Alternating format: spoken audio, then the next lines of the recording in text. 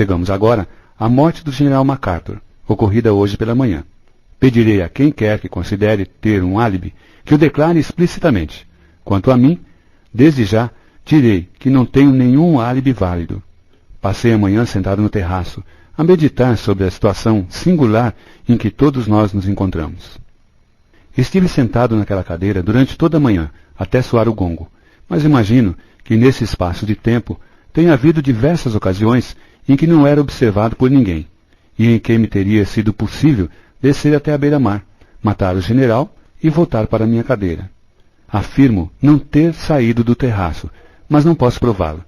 Em face das circunstâncias, isso não é suficiente. Deve haver prova. Eu estive toda a manhã com o Sr. Lombard e o Dr. Armstrong, disse Blore. Eles poderão confirmá-lo. Armstrong: você veio até aqui para conseguir uma corda. Blore: não o nego. Vim e voltei imediatamente. O senhor sabe que assim foi. Armstrong: demorou um bom pedaço. Blore ficou vermelho como uma cereja. Que diabo quer dizer com isso, Dr. Armstrong? O médico repetiu: apenas disse que você tinha demorado um bom pedaço. Eu tinha de encontrar uma corda, não tinha? Não se pode achar um rolo de corda num instante. O juiz interveio. Durante a ausência do inspetor Blore, os senhores dois ficaram juntos? Certamente, respondeu Armstrong com calor. Isto é, Lombard afastou-se durante alguns minutos. Eu fiquei onde estava. Lombard teve um sorriso. Queria experimentar as possibilidades de heliografar para a terra firme. Fui procurar o melhor lugar. Estive ausente apenas por 1 minuto ou 2. Armstrong confirmou com a cabeça. É verdade. Não demorou tempo suficiente para cometer um assassinato, garanto-lhe. Alguns dos senhores olhou para o relógio? Perguntou o juiz. Bem, eu não olhei. Eu não tinha relógio, disse Lombard. 1 minuto ou 2 é uma expressão vaga, ponderou tranquilamente o juiz. E voltando-se para a figura ereta, com o tricô no regaço, Miss Brent. Dei um passeio com Miss Clayton até o cume da ilha, disse a solteirona. Depois, estive sentado ao sol, no terraço. Não me lembro de a ter visto, falou o juiz. É que eu estava atrás do canto da casa, no lado do sol. Lá não havia vento. E ali ficou até a hora do almoço? Sim. Miss Clayton, Vera, respondeu com prontidão e clareza. Estive com Miss Brent de manhã cedo. Depois, andei vagueando um pouco por aí. Mais tarde, desci e falei com o general MacArthur. O juiz Wargrave interrompeu-a, perguntando. A que horas foi isso? Incerta, pela primeira vez, Vera respondeu. Não sei. Cerca de 1 hora antes do almoço, acho eu. Talvez menos. Foi antes ou depois de termos falado com ele? Perguntou Blore. Não sei, repetiu Vera. Ele estava muito esquisito. Vera teve um arrepio. Esquisito? Em que sentido? Quis saber o juiz. A moça respondeu em voz baixa. Disse que nós todos íamos morrer, que ele estava à espera do fim. Assustou-me. O juiz assentiu com a cabeça e perguntou. Que fez então a senhorita? Voltei para casa. Depois, logo antes do almoço, tornei a sair para os fundos e a subir a encosta. Estive terrivelmente inquieta durante o dia todo. O juiz Wargrave afagou o queixo. Resta Rogers, embora eu duvide que o seu depoimento venha acrescentar alguma coisa à soma dos nossos conhecimentos. Rogers, intimado a comparecer perante o tribunal, teve muito pouco a dizer. Durante a manhã inteira, estivera ocupado com o arranjo da casa e o preparo do almoço. Tinha levado coquetéis ao terraço antes do almoço, e depois fora mudar suas coisas do sótão para o outro quarto. Não olhara uma só vez pela janela durante a manhã, e nada tinha visto que pudesse ter qualquer relação com a morte do general MacArthur. Podia jurar positivamente que havia 8 figurinhas de porcelana sobre a mesa quando puseram o almoço. Ao concluir o mordomo o seu depoimento, fez-se um silêncio na sala. O juiz Wargrave concertou a garganta. Agora vem o sumário, murmurou Lombard para Vera Clayton. Temos examinado da melhor maneira que nos foi possível as circunstâncias que cercaram essas 3 mortes, falou o juiz. Se bem que em alguns casos sejam muito pequenas as probabilidades de estar implicadas certas pessoas, não se pode afirmar positivamente, que qualquer de nós esteja livre de toda suspeita de cumplicidade. Reitero minha convicção de que, das 7 pessoas reunidas nesta sala, uma é um homicida perigoso e provavelmente louco. Não temos nenhum indício de quem possa ser essa pessoa. Tudo que podemos fazer, na presente conjuntura, é estudar as possíveis medidas para nos comunicarmos com a terra firme, pedindo socorro. E na eventualidade de ser retardado esse socorro, como nos leva a recear o estado do tempo, as medidas que cumpre adotar a fim de garantirmos a nossa segurança. Pedirei a todos que reflitam nisso cuidadosamente e me comuniquem quaisquer sugestões que lhes possam ocorrer. Entre mentes, aconselho a todos que estejam em guarda. Até agora, a tarefa do assassino foi fácil, de vez que suas vítimas não alimentavam suspeitas. Doravante, é nossa obrigação suspeitar um dos outros. Prevenir-se é armar-se. Não corram riscos e estejam alerta ao perigo. É só. Philip Lombard murmurou baixinho. Está encerrada a sessão. Capítulo 10, parte 1. Acredita nisso? Perguntou Vera. Estavam sentados, Lombard e a moça, no peitoril da janela da sala de estar. Lá fora chovia copiosamente, e o vento uivava, fustigando com força as vidraças. Philip Lombard inclinou levemente a cabeça para um lado, antes de responder. Pergunta se eu acredito que o velho Wargrave tem razão quando diz que o criminoso é um de nós? Sim. Lombard falou vagarosamente. É difícil dizer. Pela lógica, está claro que ele tem razão. E contudo... Vera tirou-lhe as palavras da boca. E contudo, parece tão incrível. Lombard fez uma careta. Toda essa história parece incrível, mas depois da morte de MacArthur, não há mais dúvida a respeito de uma coisa. Já não se cogita de acidentes ou suicídios. É positivamente assassinato. 3 assassinatos até agora. Parece um horrível pesadelo, disse Vera arrepiada. Continuo a sentir que essas coisas não podem acontecer. Lombard observou compreensivamente. Eu sei. Daqui a pouco vão bater à porta e trazer o chá da manhã. Ah, quem me dera que isso pudesse acontecer. Sim, mas não acontecerá, disse Philip gravemente. Todos nós estamos vivendo o mesmo pesadelo, e daqui em diante precisamos estar sempre acautelados.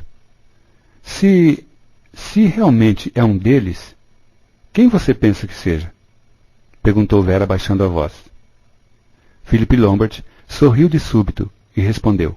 Segundo vejo, você faz exceção de nós dois. Bem, está certo. Sei perfeitamente que não sou assassino, e não creio que você tenha algo de doida, Vera. Dá-me a impressão de ser uma das moças mais ajuizadas e de cabeça mais sólida que já encontrei. Aposto a minha reputação na sua sanidade mental. Obrigada, disse Vera com um sorriso um tanto oblíquo. Então, Miss Vera Claythorne, não vai retribuir o cumprimento? Vera respondeu, depois de breve hesitação. Você já admitiu, como sabe, que não considera a vida humana particularmente sagrada. Mas assim mesmo, não posso imaginá-lo como o homem que ditou aquela gravação. Perfeitamente, disse Lombard. Se eu fosse cometer um ou mais assassínios, seria unicamente pelo proveito que isso me pudesse trazer. Esse tipo de execução em massa não é a minha especialidade. Muito bem. Então, riscamos nossos nomes da lista e concentramo-nos em nossos 5 companheiros de prisão. Qual deles é Owen Owen? Bem, por simples palpite e sem ter absolutamente nada em que me basear, eu votaria em Wargrave. Ha! Fez Vera surpreendida. Refletiu por alguns instantes e perguntou. Por quê? É difícil dizer exatamente, mas para começar, ele é um velho e presidiu tribunais por muitos anos. Em outras palavras, desempenhou o papel de Deus Todo-Poderoso durante uma porção de meses cada ano. Isso deve acabar por transtornar a cabeça de um homem. Ele passa a considerar-se como onipotente, como tendo o poder da vida e da morte. É possível que o seu cérebro se desarranje e ele queira avançar mais um passo e ser juiz e verdugo plenipotenciário. Vera disse devagar. Sim, suponho que isso seja possível. Em quem votaria você? Perguntou Lombard. Sem hesitar, Vera respondeu. No Dr. Armstrong. Lombard deu um pequeno assobio. O doutor, hein? Olhe, eu poria como o último de todos. Vera abandonou a cabeça. Ah, não. 2 das mortes foram por envenenamento. Isso está mais ou menos a indicar um médico. E depois, não se deve esquecer este fato. A única coisa de que temos certeza absoluta é de a senhora Rogers ter tomado o soporífero que ele lhe deu. Sim, isso é verdade, admitiu Lombard. Vera insistiu. Se um médico endoidecesse, passar-se-ia muito tempo antes que alguém suspeitasse. E os médicos trabalham demais e vivem numa grande tensão. Sim, disse Philip, mas duvido que ele tenha morto MacArthur. Não teria tempo para isso durante o breve intervalo em que o deixei, a não ser que fosse até lá embaixo e tornasse a subir correndo como uma lebre. E não creio que ele tenha o treino necessário para fazer isso, sem mostrar sinais de cansaço. Não o matou naquela hora, retrucou Vera. Teve um ensejo mais tarde. Quando? Quando desceu, a fim de chamar o general para o almoço. Philip tornou a assobiar baixinho. Então pensa que foi nessa ocasião? É preciso muito sangue frio para fazer isso. Que risco havia? Redarguiu Vera com impaciência. Ele é a única pessoa aqui que entende de medicina. Pode jurar que o velho estava morto pelo menos havia 1 hora. E quem é que vai contradizê-lo? Philip olhou pensativamente para ela. Sabe, essa sua ideia é bem inteligente. Será mesmo que... Capítulo 10, parte 2. Quem é o Sr. Blore? Isso é o que eu quero saber. Quem é? O rosto de Rogers contraía-se em tiques espasmódicos. Suas mãos apertavam com força a camurça que segurava. Ah, meu rapaz, esta é a questão, disse o ex-inspetor Blore. Um de nós foi o que disse Sua Excelência. Qual? Isso é o que eu quero saber. Quem é esse demônio em forma de gente? Isso é o que todos nós gostaríamos de saber, disse o outro. O senhor tem uma ideia, não tem? Perguntou astutamente o mordomo. Posso ter uma ideia, respondeu Blore devagar. Mas entre ter uma ideia e ter certeza vai uma grande distância. Talvez me engane. Tudo o que posso dizer é que, se tenho razão, o sujeito é de uma audácia nunca vista, na verdade. Rogers enxugou o suor da testa e disse em voz rouca. Parece um sonho mau, é o que parece. Blore olhou curiosamente para ele. E você, tem alguma ideia, Rogers? O mordomo abanou a cabeça e respondeu na mesma voz rouca. Não sei absolutamente nada. E isso é o que está me matando de medo, não fazer nenhuma ideia. Capítulo 10, parte 3. O Dr. Armstrong esbravejou. Temos que sair daqui! Temos que sair! A todo custo! O juiz Wargrave olhava pensativamente pela janela do salão de fumar, brincando com o cordão do pincenê.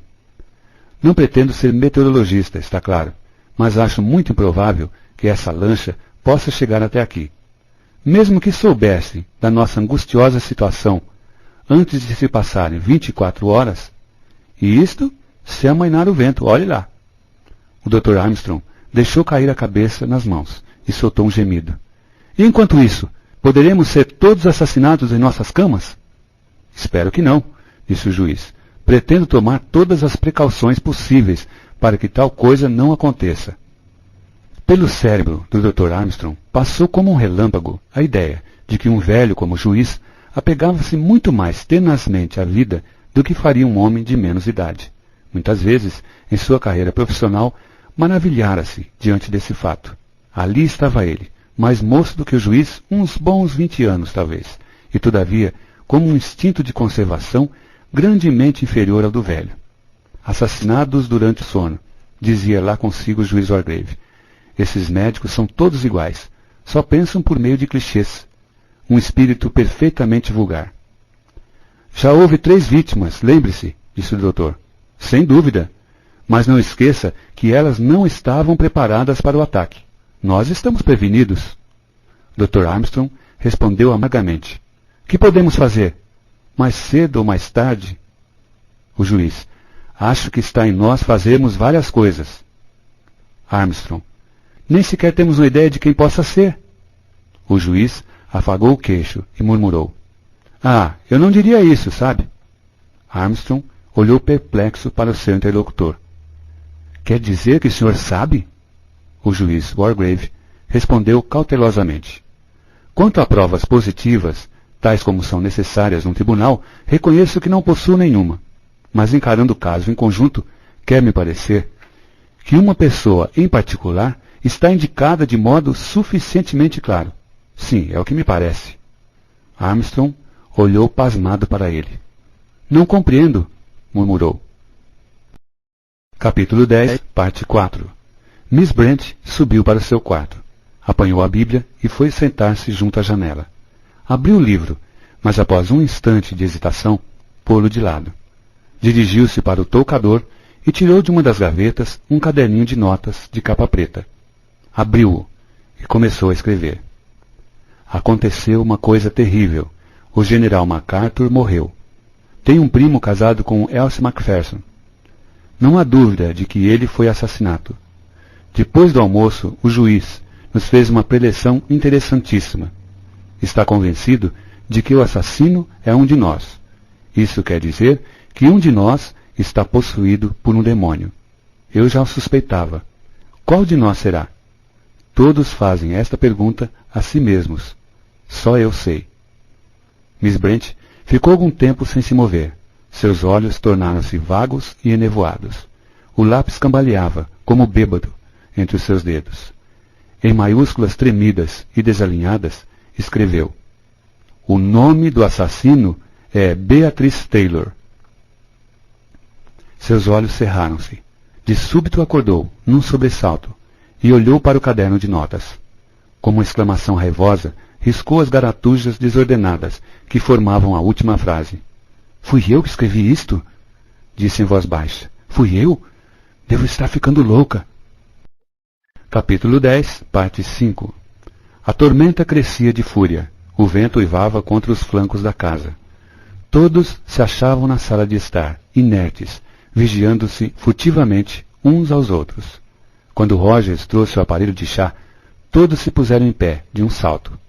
Posso fechar as cortinas? O ambiente ficará mais alegre, disse o criado. Dado o consentimento, as cortinas foram fechadas e a luz acesa. A sala ficou mais alegre. As sombras dissiparam-se em parte. Com certeza, na manhã seguinte, a tormenta haveria passado e viria alguém. Chegaria um barco. Vai servir o chá, Miss Brent? Perguntou Vera Clayton. A mulher mais idosa respondeu. Não, faça-o você, minha querida. O bulho é muito pesado. E eu perdi 2 meadas de minha lã cor de cinza. Tão aborrecido.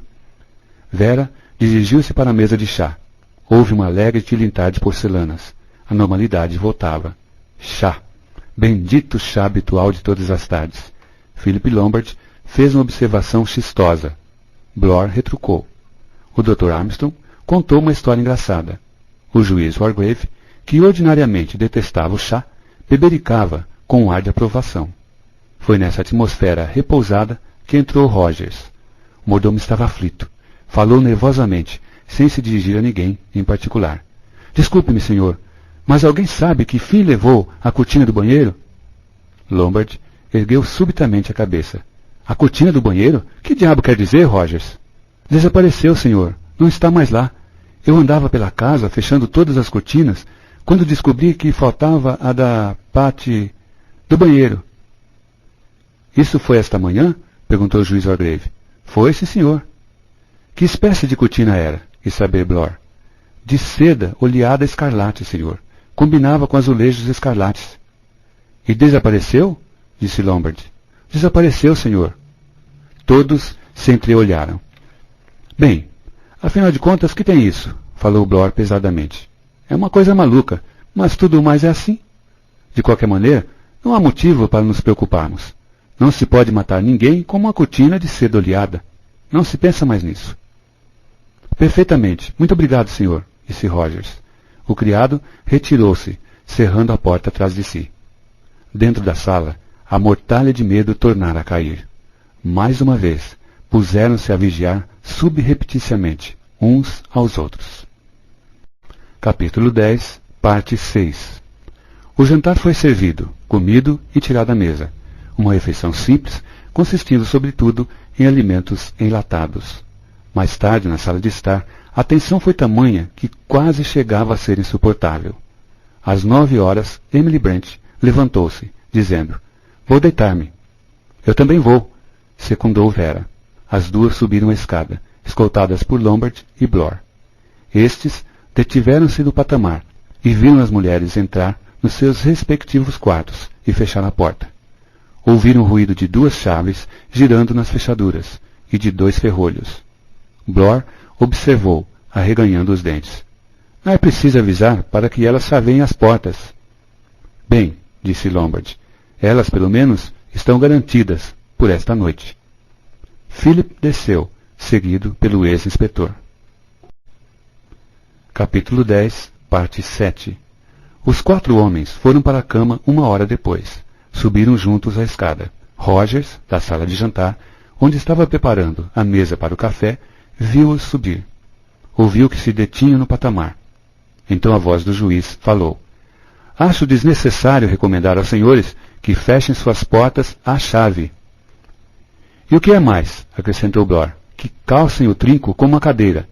Há meios de abrir fechaduras por fora." Lombard murmurou: "Meu caro Blor, seu mal é saber demais." Rogers saiu da sala de jantar e subiu cautelosamente até o meio da escada. Viu os 4 vultos atravessarem as 4 portas e ouviu o ruído de 4 chaves e 4 ferrolhos. Sacudiu a cabeça em sinal de aprovação. "Está certo", resmungou. Voltou à sala de jantar. Sim, tudo estava em ordem para a manhã seguinte. Seus olhos demoraram-se na bandeja central de espelho, com as 7 figurinhas de porcelana. Um súbito sorriso transformou-lhe o rosto. "Vou tratar de fazer com que esta noite, pelo menos, ninguém pregue peças", murmurou. Atravessou a sala e chaveou a porta da copa. Depois saiu pela outra porta, que dava para o hall. Passou-lhe a chave e meteu esta no bolso. Apagou então as luzes e subiu apressadamente a escada, dirigindo-se para o seu novo quarto de dormir. Só havia ali um esconderijo possível: o alto guarda-roupa, que foi imediatamente revistado. Feito isso, Rogers chaveou e trancou a porta e preparou-se para dormir, dizendo com seus botões: "Esta noite não haverá brinquedos de negrinho. Já providenciei isso." Capítulo 11, parte 1. Philip Lombard tinha o hábito de acordar ao romper do dia. Assim o fez esta manhã. Ergueu-se sobre o cotovelo e escutou. O vento continuava a soprar, embora tivesse diminuído um pouco. Não ouviu nenhum ruído de chuva. Às 8 horas, o vento estava a soprar mais forte, mas Lombard não o ouviu. Dormia novamente. Às 9h30, estava sentado na beira da cama, a olhar o seu relógio. Encostou-o no ouvido, e seus lábios arregaçaram-se no curioso sorriso de lobo que lhe era peculiar. "Acho que chegou o momento de tomar uma iniciativa", disse em voz muito macia. Faltavam 25 minutos para as 10, quando foi bater na porta chaveada do quarto de Blor. Este abriu-a cautelosamente. Tinha o cabelo em desalinho e os olhos inchados de sono. "Ainda a dormir?" disse Lombard afavelmente. "Bem, isso mostra que você tem a consciência tranquila." "Que há?" perguntou Blor. "Alguém já o chamou ou lhe trouxe chá? Sabe que horas são?" Blor voltou a cabeça e olhou para um pequeno relógio de viagem que estava à cabeceira de sua cama. 20 para as 10. Não sei como fui dormir até esta hora. Onde está Rogers? É o caso de responder com um eco. Onde? Disse Philip Lombard. Que quer dizer com isso? Perguntou o outro secamente. Quero dizer que Rogers está desaparecido. Não se encontra no quarto dele nem em parte alguma. O fogão não foi aceso na cozinha. Blor praguejou baixinho e disse: Onde raios estará ele? Em algum lugar da ilha? Espere enquanto eu ponho uma roupa. Veja se os outros sabem alguma coisa. Philip Lombard assentiu. Caminhou ao longo da fila de portas fechadas. Encontrou Armstrong, em pé e quase inteiramente vestido. O juiz Wargrave, como Blor, teve de ser acordado. Vera Clayton estava vestida. O quarto de Emily Brent achava-se vazio. O pequeno grupo deu uma volta pela casa. No quarto de Rogers, como já tinha verificado Lombard, não havia ninguém. A cama estava desfeita, e sua navalha, pincel e sabão achavam-se úmidos. É certo que ele se levantou, disse Lombard. Vera perguntou numa voz baixa que procurava fazer segura e firme. Não pensam que ele está escondido em alguma parte à nossa espera? Minha cara menina, disse Lombard, estou disposto a pensar qualquer coisa a respeito de qualquer um. Meu conselho é que continuemos todos juntos, até encontrá-lo. Ele deve estar aí fora, em algum lugar da ilha, opinou Armstrong. Blore, que se havia juntado a eles, vestido, mas ainda não barbeado, perguntou. Onde foi meter-se Miss Brent? Esse é outro mistério. Mas quando chegaram ao hall, Emily Brent vinha entrando pela porta da frente. Vestia um impermeável. O mar está agitado como nunca, disse ela. Acho que nenhum barco sairá hoje. Esteve caminhando sozinha pela ilha, Miss Brent? Perguntou Blore. Não vê que é uma insensatez fazer isso? Emily Brent respondeu. Garanto-lhe, Sr. Blore, que mantive uma extrema vigilância. Blore soltou um grunhido e continuou. Viu Rogers por acaso? Miss Brent alçou as sobrancelhas. Rogers? Não, ainda não vi esta manhã. Por quê? O juiz Wargrave, barbeado, vestido e com sua dentadura postiça em posição, desceu a escada. Dirigiu-se para a porta aberta da sala de jantar. Ah, vejo que a mesa foi posta para o café, observou. Ele podia ter feito isso ontem de noite, disse Lombard. Todos entraram na sala, olhando para os pratos e talheres corretamente dispostos, para as xícaras enfileiradas no aspirador, para as esteiras de feltro prontas para receber a cafeteira. Foi Vera quem viu primeiro. Segurou o braço do juiz, e o apertão dos seus dedos atléticos fez o velho magistrado encolher-se. Os negros, olhe! Gritou a moça. Havia apenas 6 figuras de porcelana no centro da mesa. Capítulo 11, parte 2. Encontraram-no pouco depois. Estava na pequena lavanderia, ao fundo do pátio. Tinha estado a cortar gravetos para acender o fogão. Empunhava ainda a machadinha. Contra a porta achava-se encostado um machado maior, mais pesado, com um ferro manchado de vermelho escuro. Correspondia exatamente ao profundo ferimento na parte posterior da cabeça de Rogers. Capítulo 11, parte 3. Está perfeitamente claro, disse Armstrong. O assassino deve ter vindo silenciosamente por trás dele, erguido o machado e descarregado o golpe na sua cabeça quando ele estava curvado. Blore ocupava-se com o cabo do machado, espalhando farinha sobre ele, com o auxílio de uma peneira que trouxera da cozinha. Isso teria exigido grande força, doutor? Perguntou o juiz Wargrave. Armstrong respondeu gravemente. Uma mulher poderia ter dado o golpe, se é isso que se refere. Correu um rápido olhar em volta. Vera Clayton e Emily Brent tinham se retirado para a cozinha. Para a moça seria fácil. É um tipo atlético. Miss Brent tem uma aparência de fragilidade, mas esse tipo franzino de mulher possui muitas vezes um grande vigor. E convém não esquecer que as pessoas mentalmente transtornadas têm uma força de que ninguém suspeita. O juiz sacudiu pensativamente a cabeça. Blore ergueu-se sobre os joelhos com um suspiro, dizendo, não tem impressões digitais. O machado foi enxugado depois. Ouviu-se uma risada. Os homens viraram-se repentinamente. Era Vera Clayton, no pátio. Sacudida por violentos acessos de riso, a moça gritou, numa voz aguda e estridente. Criam abelhas nessa ilha? Digam-me isso! Onde vamos encontrar uma colmeia para brincar? Os outros fitavam-na sem compreender. Era como se aquela criatura, acisada e bem equilibrada, tivesse endoidecido diante deles. Continuou na mesma voz aguda e forçada. Não me olhem desse modo, como se pensassem que enlouqueci. Abelhas, colmeias, abelhas. Não compreendem? Não leram aqueles versos idiotas? Estão lá em cima em todos os quartos. Foram postos ali para que os estudem. Se tivéssemos cabeça, teríamos vindo diretamente aqui. 7 negrinhos vão rachar lenha. E o mais que segue. Sei tudo de cor. Estou dizendo. 6 negrinhos de uma colmeia fazem brinco. É por isso que estou perguntando. Criam abelhas nessa ilha? Não é engraçado? Estupidamente engraçado? A moça começou de novo a rir desenfreadamente. O Dr. Armstrong caminhou para ela, ergueu a mão e sentou-lhe um tapa no rosto. Ela arquejou, soluçou e engoliu em seco. Ficou imóvel alguns instantes. Depois disse, Obrigada. Estou bem agora.